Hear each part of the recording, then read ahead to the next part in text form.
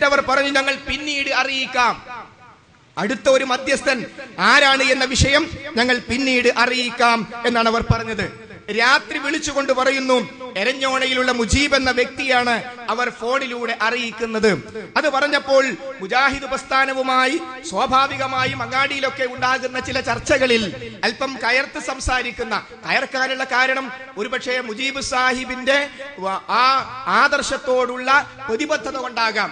അതുകൊണ്ട് തന്നെ അല്പം രൂക്ഷമായി ശബ്ദമുയർത്തിയും ഒക്കെ സംസാരിക്കുന്ന ഒരു സ്വഭാവം ഉള്ളത് കൊണ്ട് തന്നെ അദ്ദേഹം ഈ ഒരു വിഷയത്തിൽ മധ്യസ്ഥത വഹിക്കാൻ മധ്യസ്ഥന്മാരിൽ അബ്ദുൽ സത്താർ സാഹിബിനോടൊപ്പം ചേർക്കുന്നത് അംഗീകരിക്കാൻ പറ്റില്ല എന്ന് മുജാഹിദ് പ്രസ്ഥാനം അവരുടെ വിവരം കൊടുത്തു.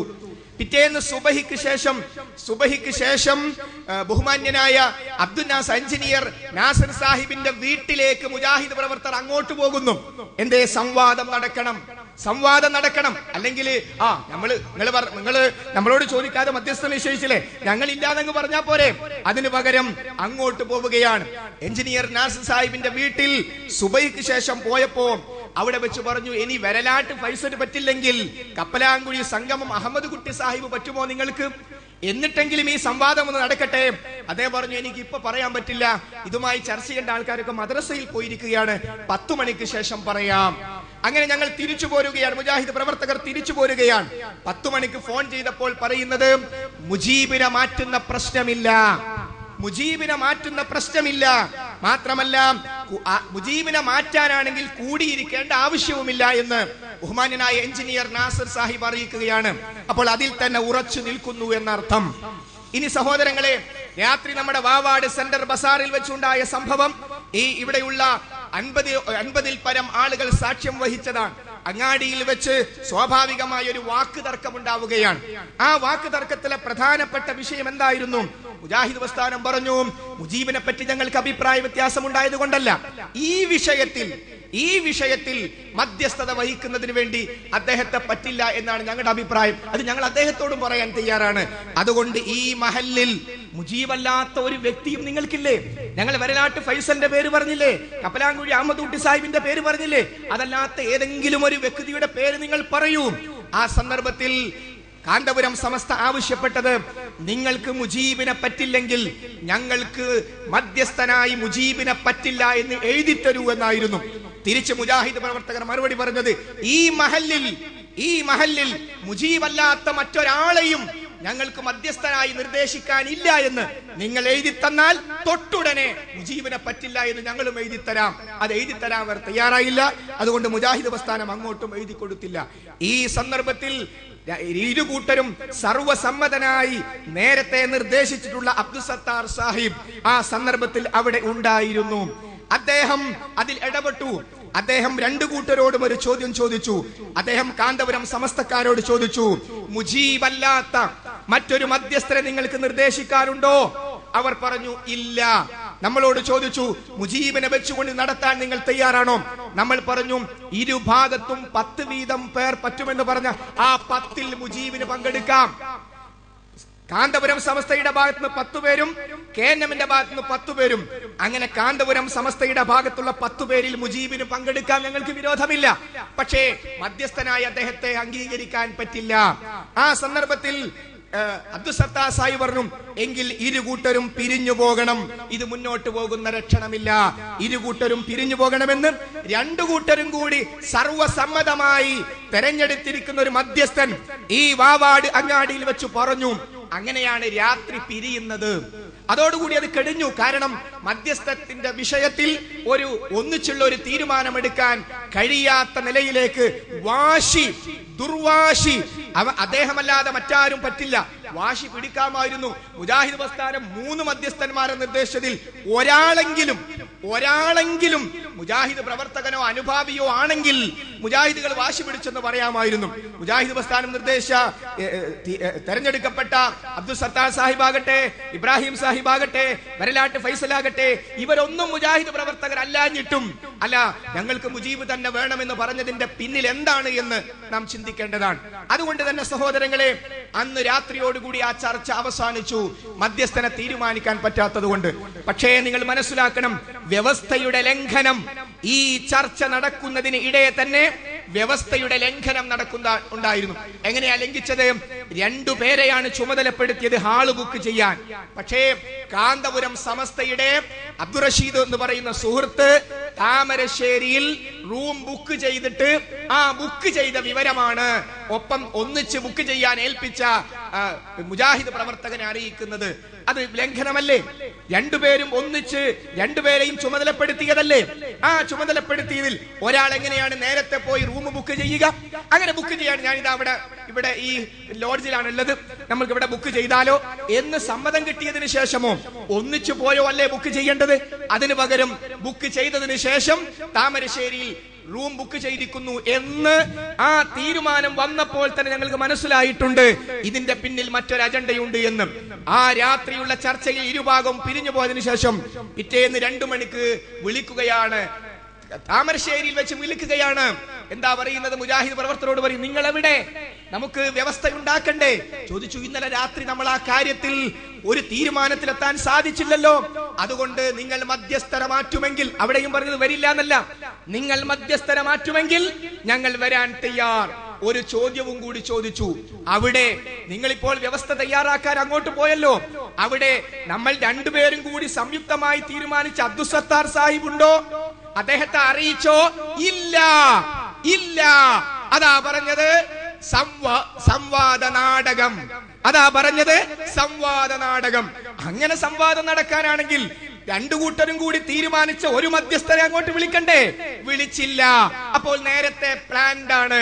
ഇതിനൊരു കാരണമുണ്ട് സഹോദരങ്ങളെ. ബഹുമാന്യനായ മുനീർ മദനിയുടെ സംസാരത്തിൽ അത് മനസ്സിലാകും. ഇവർക്ക് രാത്രി ഉറക്കം തെളിഞ്ഞു പോകുന്ന ഒരു സംവാദ വ്യവസ്ഥ കഴിഞ്ഞു പോയിട്ടുണ്ട്. അതെവിടെയാണെന്ന് അറിയാമോ?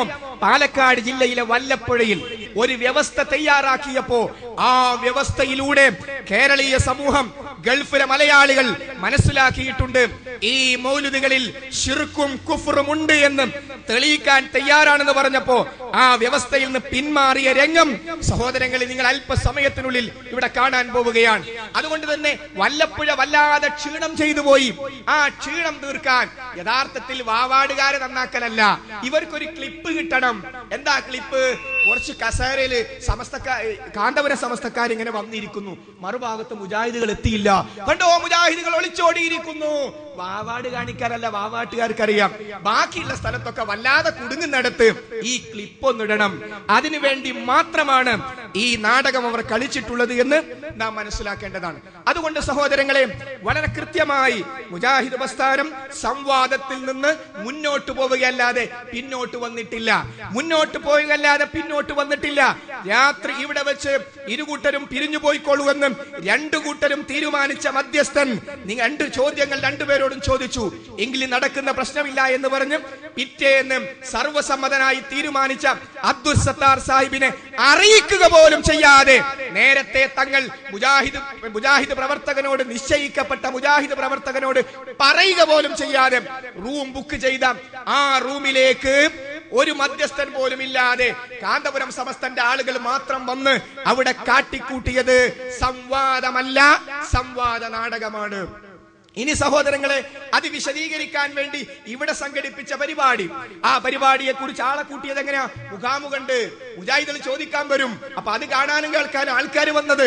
നേരത്തെ നിശ്ചയിച്ചു വെച്ചത് മധ്യസ്ഥരെ തീരുമാനിക്കാൻ കഴിയാത്ത ആളുകളോടാണോ മുജാഹിദുകൾ ചോദിക്കാൻ വരേണ്ടത്? അങ്ങനെ ചോദിക്കുന്ന പ്രശ്നമല്ലല്ലോ. കാരണം വ്യവസ്ഥയും മാന്യതയും കാണിക്കണം അത്തരം വിഷയങ്ങളിൽ. അത് കാണിക്കാത്തത് കൊണ്ട് ചോദിക്കേണ്ട പ്രശ്നം വരുന്നില്ല. പക്ഷേ എവിടെ മുജാഹിദുകൾ? ആരും ചോദിക്കാനല്ലേ? ആരും ചോദിക്കാനല്ലേ? നാടകത്തിന്റെ രംഗങ്ങളാ? ആരും ചോദിക്കാനല്ലേ? മുജാഹിദിനെ കാണാനല്ലോ. അങ്ങനെ ഒരാൾ ചോദിക്കാൻ തുടങ്ങി. മുജാഹിദാണോ? അല്ല. ചോദിക്കാൻ തുടങ്ങി. അപ്പൊ നല്ല ചോദ്യം, ചോദ്യത്തെ പ്രോത്സാഹിപ്പിക്കുക. ചോദിക്കുമ്പോൾ ക്ലിപ്പ് ഇങ്ങനെ വരികയും ചെയ്യുക. ആരാ ഈ ക്ലിപ്പ് റെഡിയാക്കി വെച്ചത്? ഇപ്പൊ ഇന്ന ചോദ്യമാണ് ചോദിക്കുക എന്ന് ആദ്യം അറിയാതെ ക്ലിപ്പ് എങ്ങനെ റെഡിയാക്കി വെക്കുക? ഈ വാവാട്ടുള്ള ആൾക്കാർ ചോറല്ലേ തിന്നുന്നത്? മുജാഹിദുകൾ ചോദിച്ചു, ക്ലിപ്പോട് കൂടിയല്ലേ മറുപടി. സഹോദര, ഈ ചോദിക്കുന്ന ചോദ്യം ഏതാണെന്ന് നേരത്തെ അറിയാതെ എങ്ങനെയാ ക്ലിപ്പ് റെഡിയാക്കി വെച്ചത്? അതെ, ആ ചോദ്യോത്തരവും ഒരു നാടകമായിരുന്നു. അപ്പോൾ സംവാദം മാത്രമല്ല, വാവാട് സംഘടിപ്പിച്ച കാന്തപുരം സമസ്തയുടെ ആ മുഖാമുഖ പരിപാടി എന്ന പേരിൽ അവർ സംഘടിപ്പിച്ച ഒരു മുഖപരിപാടിയും ഒരു നാടകമായിരുന്നു. ഇത് ജനങ്ങൾക്ക് മാത്രമല്ല, അതിന്റെ ഇടക്ക് വേറൊരു അനൗൺസ്മെന്റ്, മുജാഹിദിനെ കുറിപ്പ് കിട്ടിയിരിക്കുന്നു. രണ്ട് മിനിറ്റ് ചോദ്യം, 3 മിനിറ്റ് ഉത്തരം. ഏത് മുജാഹിദ് അറിയിച്ചത്? ആരാ കുറിപ്പ് തന്നത്? ആ കുറിപ്പ് എഴുതിയാളെ പേരെന്താ? നാടകത്തിന്റെ മറ്റൊരു സീൻ. അങ്ങനെ നാടകത്തോട് നാടകം. ഇവിടെ നാടകം കളിച്ച് ജീവിക്കുന്ന ആൾക്കാരെ പോലും പരാജയപ്പെടുത്തി കളയുന്ന നാടകം. അതുകൊണ്ട് അപ്പൊ പിന്നെന്താ, ഇതൊക്കെ ജനങ്ങളോട് വിശദീകരിക്കും. അപ്പൊ പിന്നെ മുഖാമുഖത്തിന് മറുപടി, മുഖാമുഖം മാത്രം. മുഖാമുഖം നടന്നിട്ടില്ല, ഒരു മുഖമേ നടന്നിട്ടുള്ളൂ. ആ ഒരു മുഖത്തിൽ ചോദിക്കാൻ ആളെ അട്ടം കെട്ടിക്കൊണ്ടുവന്നു. എന്നിട്ട് ചോദിക്കുന്ന ചോദ്യം ആദ്യം അറിയാം. ആ ചോദ്യത്തിന് ക്ലിപ്പ് വരെ റെഡിയാക്കി വെച്ചു. അത് മുഖാമുഖം മാത്രം, അത് ഒരു മുഖമാണ്. അതിന്റെ നേർ എതിരുള്ള മുഖം ഇവിടെ നിങ്ങൾക്ക് കേൾക്കാൻ കഴിയും. അതുകൊണ്ട് സഹോദരങ്ങളെ, മുജാഹിദ് പ്രസ്ഥാനത്തെ സംബന്ധിച്ചിടത്തോളം നമുക്കറിയാം, കേരളത്തിൽ നടന്ന സംവാദങ്ങൾ, ആ സംവാദങ്ങളുടെ സീഡികളുണ്ട്, മുഖാമുഖങ്ങളുടെ സീഡികൾ നമുക്ക് ലഭ്യമാണ്. വിശദാംശങ്ങൾ മുനീർ മദനിയുടെ സംസാരത്തിൽ ഉള്ളതുകൊണ്ട് ആ രംഗത്തേക്ക് നമ്മൾ പോകുന്നില്ല. പക്ഷേ രാത്രി 12 മണി വരെ പരിപാടി നടന്നിട്ടും ഒരു ചോദ്യത്തിന് ഉത്തരം ജനങ്ങൾക്ക് കിട്ടിയില്ല. ഫ്ലെക്സിലൂടെ മുജാഹിദ് പ്രസ്ഥാനത്തിന്റെ കത്ത് പ്രദർശിപ്പിച്ചല്ലോ. എന്താ ചോദ്യം? റബിയുൽ അവ്വൽ മാസത്തിനോ റബിയുൽ അവ്വൽ 12-നോ മതപരമായ എന്തെങ്കിലും പ്രത്യേകതയുള്ളതായി ഖുർആനിലോ ഹദീസിലോ ഉണ്ടോ? ആ ചോദ്യത്തിന് ഉത്തരം രാത്രി 12 മണി വരെ നാടകം കളിച്ചിട്ടും കിട്ടിയില്ല. ശരിയല്ലേ? കിട്ടിയോ? ആ പരിപാടി കേട്ട ജനങ്ങൾ പറയട്ടെ, കിട്ടിയോ തെളിവ്? കിട്ടിയിട്ടില്ല, കിട്ടാൻ പോകുന്നുമില്ല. അങ്ങനെ ഒരു തെളിവ് ലഭ്യമല്ലാത്തത് കൊണ്ട് തന്നെ. അതുകൊണ്ട് സഹോദരങ്ങളെ, ഈ വിഷയത്തിന്റെ ഗൗരവാവസ്ഥയും ഈ വിഷയത്തിന്റെ പ്രാധാന്യവും നമ്മൾ ഓരോരുത്തരും മനസ്സിലാക്കേണ്ടതുണ്ട്. അതോടൊപ്പം സഹോദരങ്ങളെ, ഈ എരഞ്ഞോണ മുജീബ് സാഹിബ് എന്ന് പറയുന്ന വ്യക്തിയെ കുറിച്ച് ഞാൻ പറഞ്ഞു. അദ്ദേഹത്തോട് ഞങ്ങൾക്ക് യാതൊരു വിരോധവുമില്ല, തിരിച്ചുമില്ല. ഇന്നലെയും അദ്ദേഹവും മുജാഹിദ് പ്രവർത്തകൻ തമ്മിൽ സംസാരിച്ചിട്ടുണ്ട്, ഒരു പ്രശ്നവുമില്ല. പക്ഷേ ഈ വിഷയം ഈ പ്രദേശത്തുകാരനല്ലാത്ത ഒരാൾ മറ്റൊരു സ്ഥലത്ത് സംസാരിച്ചപ്പോ അദ്ദേഹം മുജാഹിദുകളുമായി ഇത്തരം വിഷയങ്ങൾ ഉണ്ടാകുമ്പോ കയർത്ത് സംസാരിക്കുന്ന ഒരു സ്വഭാവം, പ്രകൃതി അദ്ദേഹത്തിന് ആ വിഷയത്തിലുണ്ട് എന്ന ആ നിലക്ക് നമ്മളുമായി ഇടയ്ക്ക് പ്രശ്നമുണ്ടാകുന്ന ആളാണ് എന്നത് മറ്റൊരു പണ്ഡിതൻ ഫോണിലൂടെ മനസ്സിലാക്കിയപ്പോ മുജീബ് ഒരു പ്രശ്നക്കാരനാണ് എന്ന രൂപത്തിലാണ് അദ്ദേഹം മനസ്സിലാക്കിയത്. അദ്ദേഹം ഈ പ്രദേശത്തുകാരനല്ലല്ലോ. അത് അദ്ദേഹം സംസാരിച്ചു പോയിട്ടുണ്ട്. ആ സംസാരിച്ചു പോയ ആ വാക്ക് പിഴവ് തെറ്റാണെന്ന് പറയുന്നതിൽ മുജാഹിദ് പ്രസ്ഥാനത്തിന് യാതൊരു മടിയുമില്ല. ഒരബദ്ധം ഒരു പണ്ഡിതന്റെ വാക്കിലൂടെ വന്നാൽ, ഒരു പണ്ഡിതന്റെ അടുത്ത് വന്നാൽ, ഒരു പ്രസംഗകന്റെ അടുത്ത് വന്നാൽ അത് അബദ്ധമാണെന്ന് പറയുന്നതിൽ ആരെയും പേടിയില്ല. കാരണം ആ അബദ്ധം അങ്ങനെ തന്നെ നിന്നാൽ നാളെ പരലോകത്ത് ഈ മുജീബിനെ പറ്റി ഇവൻ കുഴപ്പക്കാരനാണെന്ന് നിങ്ങൾ പറഞ്ഞില്ലേ എന്ന് ചോദിച്ചാൽ അതിന് മറുപടി പറയേണ്ട ബാധ്യത നാളെ പരലോകത്തുണ്ട് എന്നതുകൊണ്ട് സുന്നി മുജാഹിദ് പ്രശ്നങ്ങൾ ഉണ്ടാകുമ്പോ, അങ്ങാടിയിലൊക്കെ പ്രശ്നങ്ങൾ ഉണ്ടാകുമ്പോ അദ്ദേഹം ഒരു പ്രശ്നക്കാരനാണ് എന്നേ ഉദ്ദേശിച്ചുള്ളൂ എന്ന് ഈ ജനങ്ങളോട് പറയണം. അദ്ദേഹം പ്രസംഗിച്ച ഏരിയയിൽ അദ്ദേഹവും തിരുത്തി പറയണം. ഇതായത് മുജാഹിദ് പ്രസ്ഥാനത്തിന്റെ രീതി. എങ്കിൽ സഹോദരങ്ങളെ, ഇവരുടെ രീതി എന്താ? ഈ പറഞ്ഞിരിക്കുന്ന ക്ലിപ്പുകൾ ഇട്ട ആളുകളുടെ രീതി എന്താ? ആ രീതി നിങ്ങൾക്കറിയുമോ? മാനു മുസ്ലിയാർ, നിങ്ങൾക്കറിയാം, മാനു മുസ്ലിയാർ മദ്രസാ വിദ്യാർത്ഥികളുടെ ആ അധ്യാപക സംഘടനയുമായി ബന്ധപ്പെട്ട സമ്മേളനം കോഴിക്കോട്ട് വെച്ച് നടന്നപ്പോ ആ വേദിയിൽ കുഴഞ്ഞു വീഴുകയും ആശുപത്രിയിലേക്ക് കൊണ്ടുപോകും വഴി മാനു മുസ്ലിയാർ മരണപ്പെടുകയും ചെയ്തു. ഈ മരണപ്പെട്ട മാനു മുസ്ലിയാർ മരിച്ചപ്പോ എന്താ കാന്തപുരം സമസ്ത പറഞ്ഞത്? അവർ പറഞ്ഞത്, ചെറുശ്ശേരി സൈനുദ്ദീൻ മുസ്ലിയാർ പ്രസംഗിച്ചത് ഞങ്ങളുടെ അടുത്തുണ്ട്. അതേപോലെ തന്നെ അബ്ദുറഹിമാൻ കല്ലായി എന്ന് പറയുന്ന ഔദ്യോഗിക സമസ്തയുടെ നേതാവ് പ്രസംഗിച്ചത് ഞങ്ങളുടെ അടുത്തുണ്ട്. അവർ പറഞ്ഞത് മാനു ചത്തു എന്നാണ്. മാനു ചത്തു എന്നാണ്. ബഹുമാന്യനായ മുജീബ് സാഹിബിനെ കുറിച്ച് പറഞ്ഞെടുത്ത് ഞങ്ങളുടെ ഒരു പണ്ഡിതനെ പറ്റിപ്പോയ അബദ്ധം ഇതാ പരസ്യമായി തിരുത്തുന്നു എന്ന് പറയുമ്പോ മാനു ചത്തു എന്ന്, ഉപ്പ മരിച്ചാൽ ഉപ്പ ചത്തു എന്ന് പറയുമോ? മാനു ചത്തു എന്ന് ഔദ്യോഗിക സമസ്തയുടെ ഒരു വലിയ പണ്ഡിതൻ മരിച്ചപ്പോ മാനു ചത്തു എന്ന് പ്രസംഗിച്ച ആ പ്രസംഗം തിരുത്താൻ അതേപോലെ സയ്യിദ് മുഹമ്മദ് അലി ശിഹാബ് തങ്ങളെ ആശയപരമായി ഞങ്ങൾ അംഗീകരിക്കുന്നില്ലെന്ന് ഞങ്ങളല്ലാത്തവർക്കും അറിയാം.